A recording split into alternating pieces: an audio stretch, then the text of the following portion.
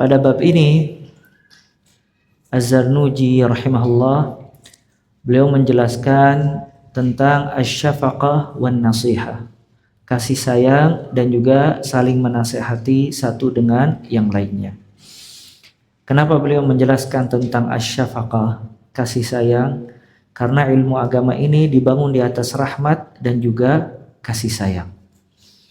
Allah Ta'ala mengutus Nabi Muhammad sallallahu alaihi wasallam yang intinya rahmat bagi semesta alam. Sebagaimana firman Allah Azza wa Jal, "Wa ma arsalnaka illa rahmatan lil alamin." Tidaklah kami mengutus engkau wahai Muhammad kecuali rahmat untuk alam semesta. Kemudian juga Nabi sallallahu alaihi wasallam bersabda, "Man la yarham la yurham." Atau irhamu man fil ard yarhamukum man fis sama. Sayangilah yang ada di bumi, niscaya yang ada di langit akan menyayangi kalian. Ya, dan juga hadis yang sering pertama kali diucapkan oleh para ulama sebelum mereka menjelaskan tentang hadis-hadis yang lain, mereka sering mengingatkan murid-muridnya dengan perkataan Nabi sallallahu alaihi wasallam, "Ar-rahimun yarhamuhumur rahman. Irhamu man fil ard yarhamukum man fis sama." Orang-orang yang menyayangi yarhamuhumur rahman, mereka akan disayangi oleh Allah yang Maha Pengasih. Irhamu man fil ard, sayangilah yang ada di atas muka bumi. Yarhamukum man fis sama, niscaya kalian akan disayangi oleh Allah Azza wa Jalla. Karena Nabi SAW diutus oleh Allah Azza wa Jalla sebagai rahmat, kasih sayang, maka ilmu yang kita pelajari warisan Nabi SAW itu penuh dengan tanda kasih sayang. Maka apabila seseorang menuntut ilmu syar'i, menjadikan dia keras, menjadikan dia kaku dan jauh dari rahmat, dipertanyakan ilmu yang dia pelajari. Karena pada hakikatnya ilmu yang dipelajari sepatutnya membuat dia lebih menumbuhkan kasih sayang. Oleh karena itu sering di kajian itu banyak doa. Ya.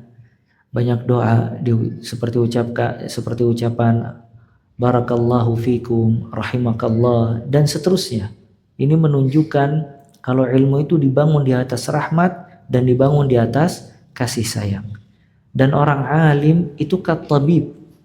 Orang yang berilmu itu seperti dokter, bukan seperti qadhi, hakim. Kalau hakim itu dia fungsinya memvonis penjara atau tidak penjara. Sedangkan kalau alim, orang yang berilmu, dia kat-tabib, dia mengobati. Maka dia penuh dengan kasih sayang, menginginkan dari pasiennya kesembuhan dan kebaikan. Begitu juga orang yang berilmu. Dia menginginkan dari orang yang diajarkan ilmu agar selamat di dunia dan selamat di akhirat. Dia menginginkan kepada orang yang diajarkan, murid-muridnya dan seterusnya, mendapatkan kebaikan sebagaimana dia mendapatkan kebaikan. Ya. Dan semua orang yang apabila di dalam hatinya menginginkan kebaikan kepada saudaranya, itu menunjukkan keimanan yang sempurna pada dirinya.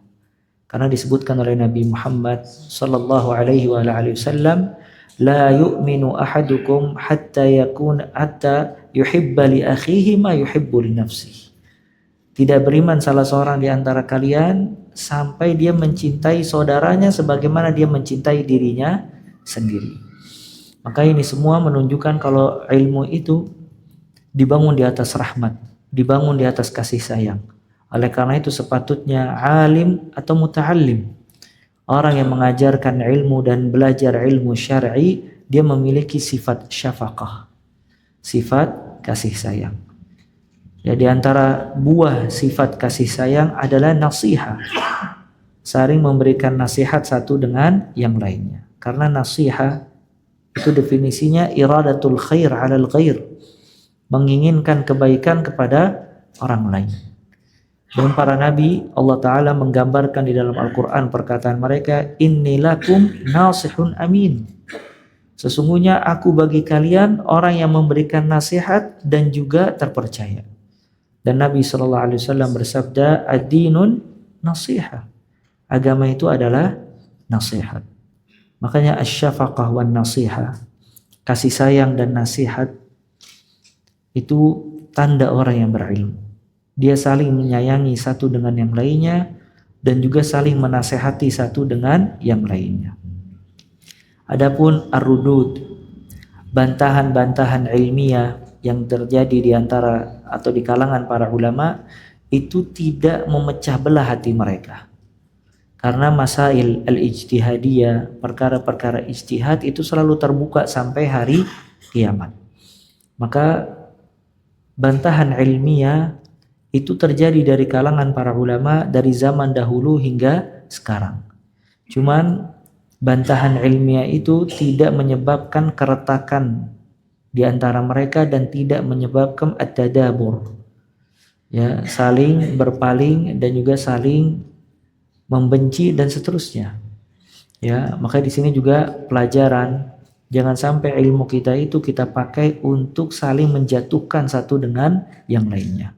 Oleh karena itu Ibnul Jauzi rahimahullah, beliau menyebutkan dalam kitab Talbis Iblis, ya, tipu daya iblis, salah satunya iblis menipu para muhadditsin, orang-orang yang belajar hadis, disuruh untuk al-jarh wa ta'dil, mengkritik, ya, atau mentahdzir, cuman bukan dalam rangka ilmiah tapi dalam rangka kebencian dan ingin menjatuhkan harga diri orang lain. Nah, berapa banyak seseorang itu membahas di kajiannya atau di luar kajian menjatuhkan harga diri si fulan, ya, atau menjelek-jelekan si fulan dan seterusnya. Cuman di dalam hatinya bukan dalam rangka menginginkan kebaikan, justru sebaliknya ingin menjatuhkan harga diri seseorang. Ya, oleh karena itu dikatakan oleh Fudail bin Iyad rahimahullah, al-mu'min yansah wa yastur, wal fajir yahtik wa yu'ayyir. Orang mukmin itu dia menasehati kemudian merahasiakan nasihatnya. Maka kalau seseorang menginginkan kebaikan bagi saudaranya, dia menasehati empat mata dan dia menyembunyikan nasihat tersebut. Dia tidak menjatuhkan harga diri seseorang di hadapan orang lain di khalayak ramai, kecuali kalau di situ ada maslahat. Sedangkan al-fajir, orang yang jahat, fasik, yahtik, dia menjatuhkan harga diri seseorang, wa yu'ayyir, dan juga mengumbar aibnya. Ya, dan di kalangan para penuntut ilmu kadangkala mereka menjadikan pembahasan-pembahasan si fulan dan si halan seolah-olah pembahasan ilmiah, tapi pada hakikatnya dia masuk di dalam ghibah dan menjatuhkan harga diri seorang muslim, na'udzubillah min zalik. Apalagi yang dia jatuhkan harga dirinya ulama, dan sedangkan kata para ulama luhumul ulama masmumah, ya, daging para ulama itu beracun. Dan berapa banyak orang yang menjatuhkan harga diri ulama, maka dia menjadi jauh dari hak di akhir hayatnya sebagai bentuk balasan dari Allah Azza wa Jalla. Maka ini poin yang sangat penting. Seseorang harus ketika dia berilmu, dia membangun ilmunya ala syafaqah, di atas kasih sayang dan saling menasehati satu dengan yang lainnya.